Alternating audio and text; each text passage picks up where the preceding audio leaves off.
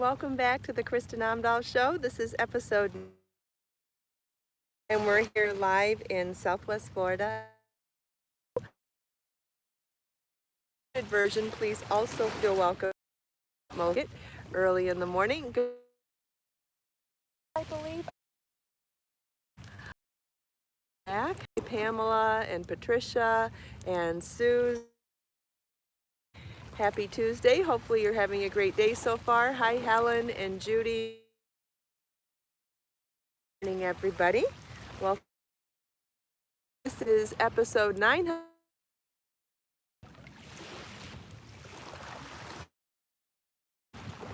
Hi, Brenda. Hi, Gail.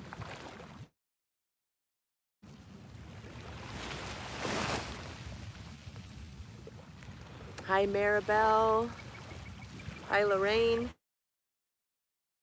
Marcia, Lottie, Leona. Hi, Constance. Grocery store find. Everybody. I found a herbal tea at Celestial Seasonings that I don't know how I missed forever, but it's new to me. And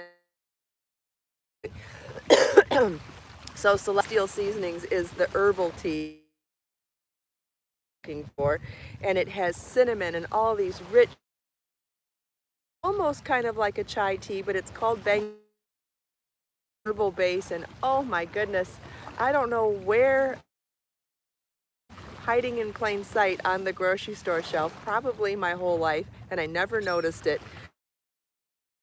now. So if you are somebody that loves those rich, it is, and are looking for a version of that, it's called Bengal Tea by Celestial. I never noticed it before, but it is my new local honey to it. I usually don't milk source to it. I a little bit of honey. It's so good. Anyway, has anybody else tried that you were not familiar with as well? I'm kind of curious. Maybe by Celestial Seasonings. I don't know, but my new favorite.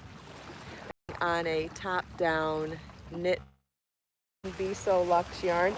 If tonight you will know that I went to a tennis match of Marlin's, and while I was there I brought some yarn to start a knit shawl, and I'm using 5 colors of Biso Luxe yarn. I'm starting with the lightest color, Sea Breeze. I'm starting that at the top, and then the next color is going to be Tropicana Cabana, then Waterfall Rendezvous, then Peacock Feathers, and then Walking After Midnight. So definitely an homage to my love of teal and turquoise. Isn't that a beautiful combination? Excuse me. Isn't that beautiful? So from this side here, that is Sea Breeze, then Tropicana Cabana, Waterfall Rendezvous, Peacock Feathers, and Walking After Midnight, which if you can't tell in this lighting, that is a dark midnight navy blue. Hi, Natalie. Hi, Judy. Thanks for sharing links. Hi, Karen. Yes, Marlon did great last night. In fact, he did so well that even though I anticipated knitting the whole time, you know, I was just too excited to be back cheering for Marlon. I had to watch every single point. I had to watch every single nuance of the match, and the guys don't call out scores very well, so you really have to pay close attention to figure out what's going on. And so I didn't really do much at all on my knitting, but Anne Marlin's girlfriend was there, and she doesn't really know tennis that well, and her mom even came, so I was kind of explaining to them what was going on. So it was just, oh, it was so fun to watch him play again, and to see how he's grown and matured. Like, his mental game was so much better than it was when he was a kid, and it was really, and so he's obviously out of practice physically, which he didn't appear out of practice, but I know he is. But his mental game has grown leaps and bounds, and that alone was very exciting to watch. Also, he was a sub, so he didn't get to choose his partner, and it was somebody that really wasn't at Marlon's level. And so they were playing doubles, and they were playing people who were very familiar with their partners, so there was a lot of hustle involved on his side, and he still did great. But I do believe that overall he is a much higher skilled player than everybody that he played, so he had his challenges of trying to fit in to a situation that was already in existence. These are people that play each other regularly as well, but he did great. He looked fantastic, and I did get some photos. I'll share a photo to community posts later today, and maybe to stories on Instagram too, but I'll definitely share a post here. I got home late last night, and I was too tired to process any of the photos to share them, but I will today, because I know a lot of you have been around since Marlon's original tennis career, and I know a lot of you would love to see photos of him playing tennis again. So I will do that. I also did the photo shoot this morning for the Hadley shawl. I did show those of you that watched last night, I showed a sneak peek. It's not available yet. It will take it's a 6-ball project in Be So Luxe yarn, and is a top-down triangular shawl that is a super simple stitch pattern in the body, and then it explodes into this amazing crochet edging.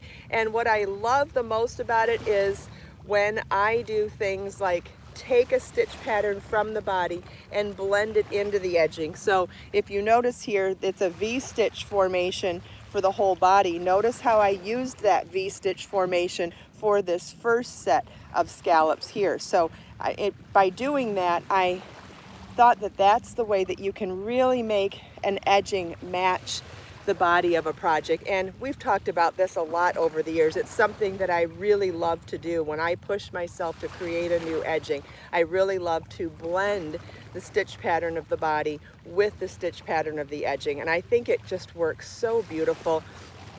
So remember when we've talked about colors and mixing and matching colors, I said if you're not confident in choosing colors, I've given you some color palettes that I've curated, but I've also said you can always go with one of the columns on any of the color cards, because I organize the colors by color family.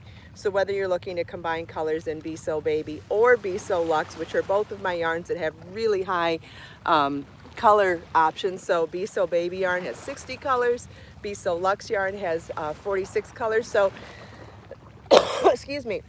So trying to follow my own advice, I went with the purple column in Be So Luxe yarn, and then and added Midnight Blue as a dark color to it. So if from the top here we start with Lavender Lily, then Aurora Splendor, Wild Pansy, Kimono Violet, Raisin the Bar, then Walking After Midnight, which is a dark navy if you can't tell, and then with the leftover yarn from each of those sections, I worked the colors back in reverse. So after Midnight Navy, I did one row each of Raisin the Bar, Kimono Violet, Wild Pansy, Aurora Splendor, and then Lavender Lily. And by doing that, I used up every single little bit of the yarn. Actually had to play a little yarn chicken to get the shawl complete.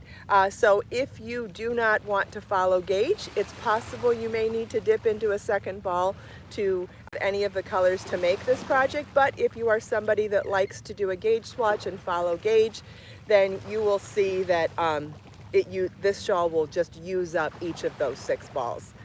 Oh, that edging just, it's swoon worthy, right? And what about the drape?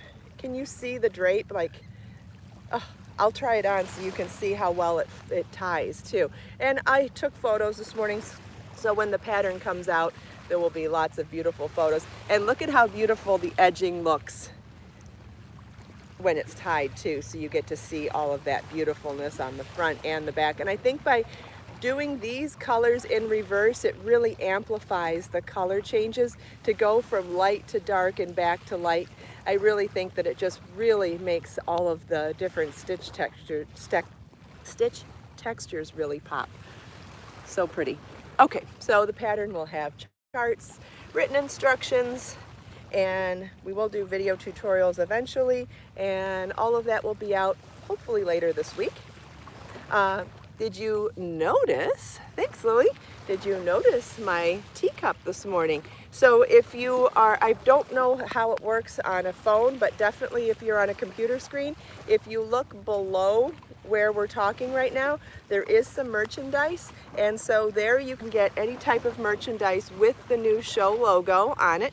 This is the aluminum tumbler, which you could use as coffee for hot beverages or cold beverages. It has the top that slides like this.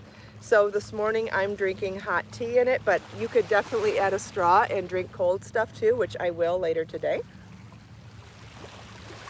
And I bought a couple other things. I thought I bought a tote bag. Maybe it's still coming, or maybe I forgot to order it, I'm not sure. I want to get the baseball hat because I thought it'd be fun to wear that on walks, and I would like to get the tote bag as well. I did get the zipper pouch. Isn't that super cute? So for putting any notions or little bits in, it'd be great for me for coming to the beach, but great for any project bag as well. And then I bought an oversized t-shirt to wear over leggings. I believe I bought the XXX or XXX, whichever was the biggest size they had. And you know me, I will cut out the neckband so it goes off the shoulder, but this is what the t-shirt looks like. Very nice quality t-shirt. And you know what, there's no way I was going to share any of this with you until I tried the merchandise, so I wanted to make sure that I had some pieces first and that I liked it. And yes, I give a thumbs up to all of them, so if you're interested in rocking any Kristin Omdahl show merchandise, it is available in this little Teespring shop that's right below the show. So even if you don't want to check it out right now, what you can do is check, I think it should be right below the video on any of my videos now. It links with my YouTube channel. If you have any questions about that, just please feel welcome to ask. What else? What else did I bring? Oh, let's see if there's any questions about anything. The top I'm wearing is in my Amazon shop too. I wore my hair in a headband this morning because I totally planned on wearing a knit or crochet headscarf, and I forgot it on my way out the door, but headband's okay.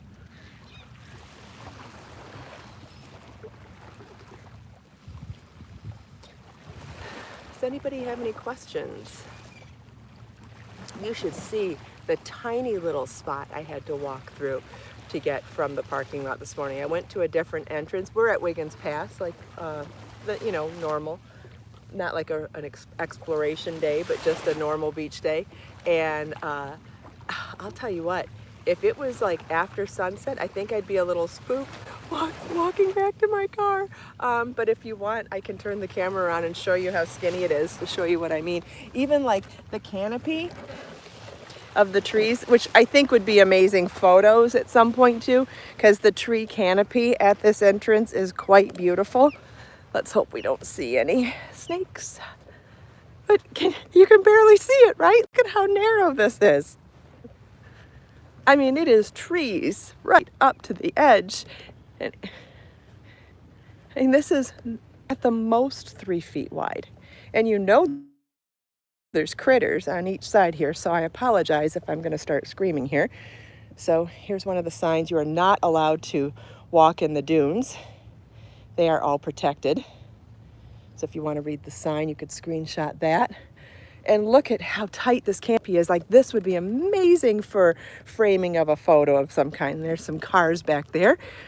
You can see how close we are to the parking lot. Let's see what the view is from this bench. This was something else I was quite interested. Kind of spooky in here, right? Looks like someone lit a fire under there. So you can see how tight this is in here. But I want to sit on the bench real quick and see what our view is from here. Okay, you can barely see the water, as you can see, but if it started raining, this would be a great place to protect yourself from rain. Hopefully we don't see any snakes dangling up there. It looks pretty safe right now. You know, it's something we have to consider in the wilderness. Isn't this beautiful though? Yeah, it's spooky. And not as spooky as it would be like just before sunrise or just after sunset. Then I would definitely be holding my breath walking through here. But it's really cool, right? I just love it. And this framing, I mean, it's tall enough that I can walk under it without touching it, but barely, which means I thought it might be a pretty framing of a photo for, you know, as far as photo composition goes. People on a lot. Yeah.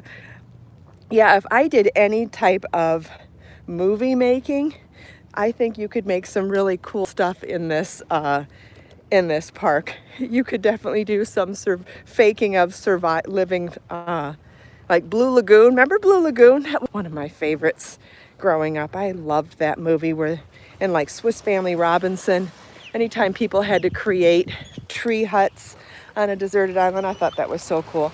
Yeah, you could fake something like that if you were making movies here for sure.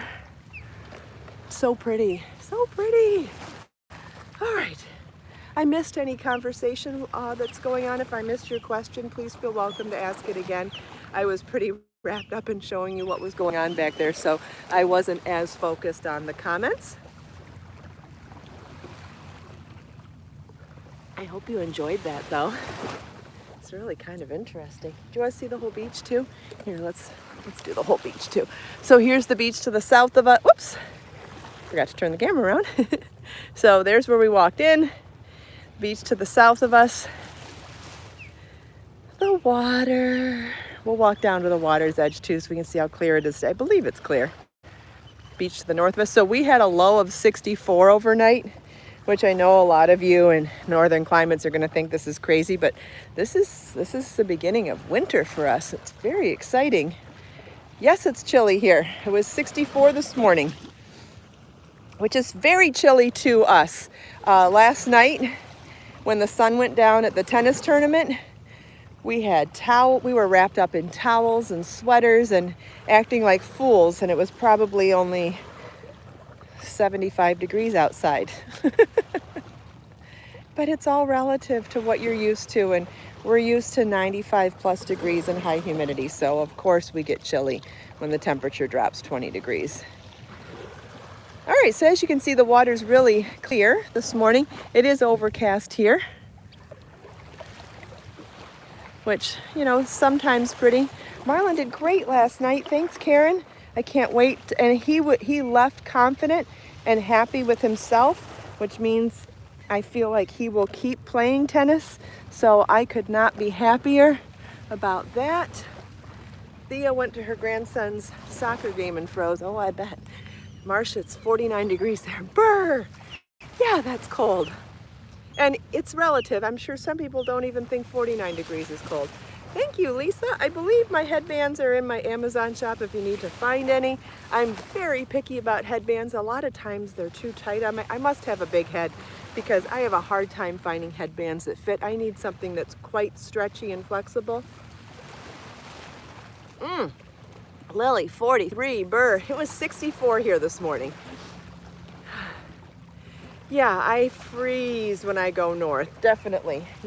Although I read a very interesting quote. It's like an ancient quote from, I think it was Norwegian, because I do follow some Norwegian fan pages on Facebook, you know, to learn little bits and tidbits from my culture, being that my family's from Norway and Denmark. Anyway, what I read an old quote that they have in Norway that is, there's no such thing as bad weather, only bad clothing. And I thought, how interesting is that? Because it really doesn't matter where you are or where you go. You need the appropriate clothing is what you need. And I've always said that when I traveled, whether I traveled from hot to cold or cold to hot, you just need the right clothing and you can get by anywhere. And so I thought that was really cool, that it's something that I've always said, paraphrased from that quote, but I really liked hearing that it's a thing, it's a quote in my culture, in my heritage, and it is also something that I always say. So I thought, yay me. So true, right? Yeah, I saw it yesterday. If I can find it, I'll share it. I'm not sure where I'd have to go to find it. If I find it, I'll share it. But I really loved that. I thought it was very, very true. Oh man, these calm waves are very relaxing this morning, aren't they? Oh, and I know Judy's pointed out this blouse to you, and I just wanted to mention one thing that's a little different about it, that in case this is something that you would like or not like, I happen to like it. These roly-poly bugs keep crawling on my stuff. Let me get them out of here. It has elastic cuffs, which you may or may not like when they're down, but you know what's great? They're so easy to roll up. I just scrunch them up like that, and I happen to love wearing sleeves 3/4 anyways. You know that. I design things in 3/4 sleeve all the time, even, or often. Just wanted to point out whether that's something you like or don't like. Either way, I'm sure it would be a deciding factor. When purchasing something like this, you either like it or you don't before you buy. I happen to like it.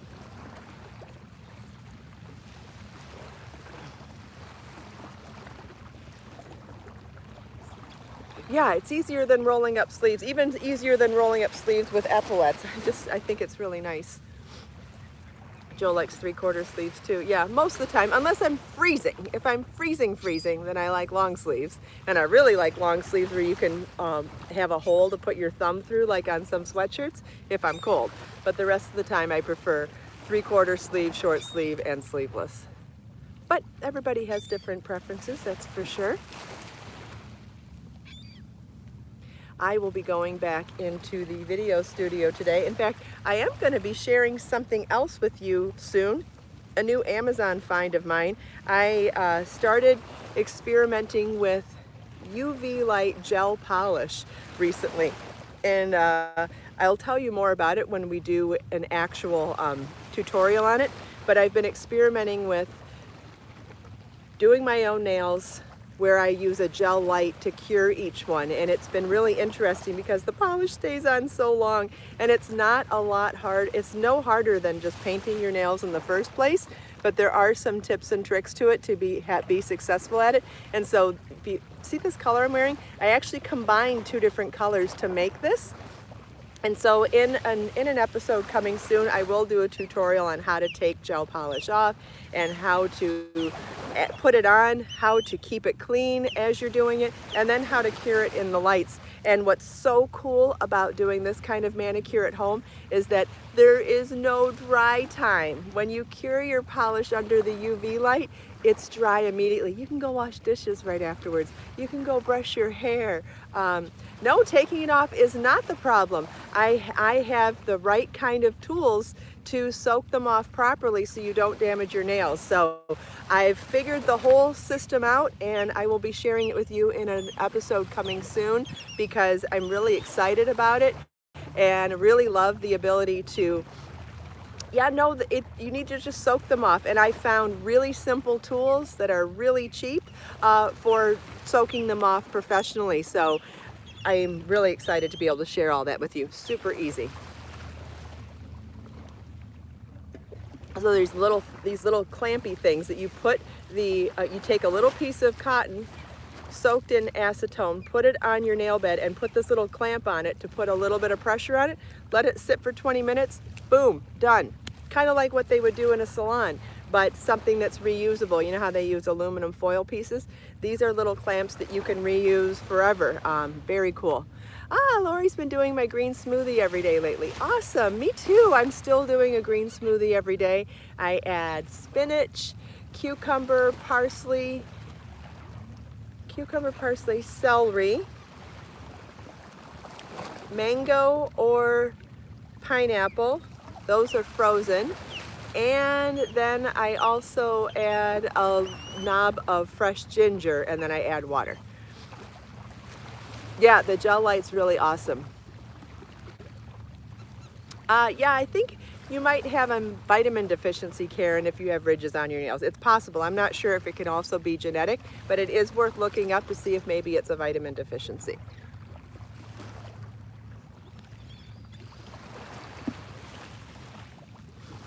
Does anybody have any other questions? Do you want me to share my green smoothie recipe? Do you want me to do a recipe and a video for that? There's a dolphin behind me.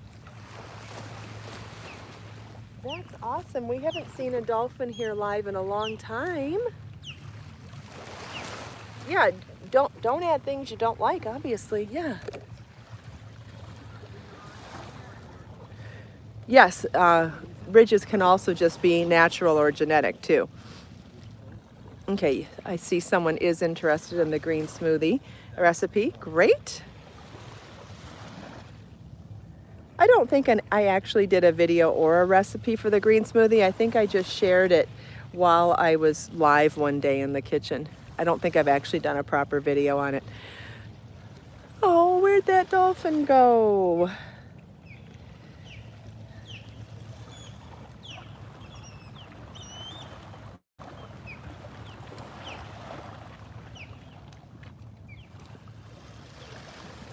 Yes, Natalie, it's super easy. I agree.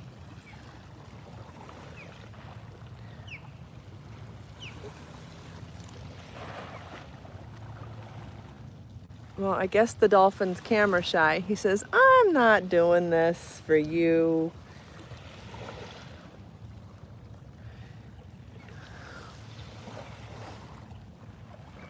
I'm looking off camera just in case there's, I'm setting the camera straight ahead from behind me and then looking on both sides in case I need to quickly move the camera.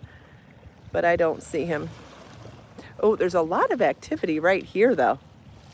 There's fish jumping right at the edge, right here. Somebody's eating something over there.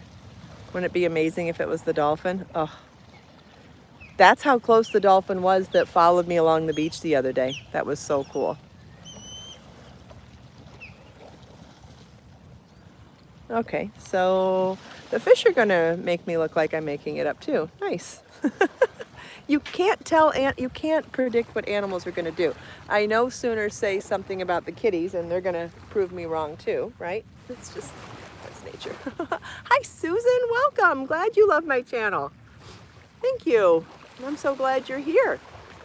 All right, does anybody have any last questions? Oh, and I was gonna talk about our 1000th episode, but we'll get to that another day. Does anybody have any other questions? I'm hoping to get into my video studio today to make some new video tutorials. We'll see what gets in the way, but hopefully I shouldn't have too many distractions today. Fingers crossed. Knock on wood, but I don't have any wood. Is there any wood? There's a little piece of wood. Knock on wood. Driftwood. All right, well, if there are no other questions, I want to thank you all so much for taking time out of your busy day to spend a few minutes here with me. I hope you enjoyed the sunrise, the water, the scenery, all our little mini explorations, the sound of the waves, my show and tell, chatting with me and everyone else here. Let us make time to create, share, and inspire today and every day. I will see you tomorrow for the next episode of the Kristin Omdahl Show. Bye-bye.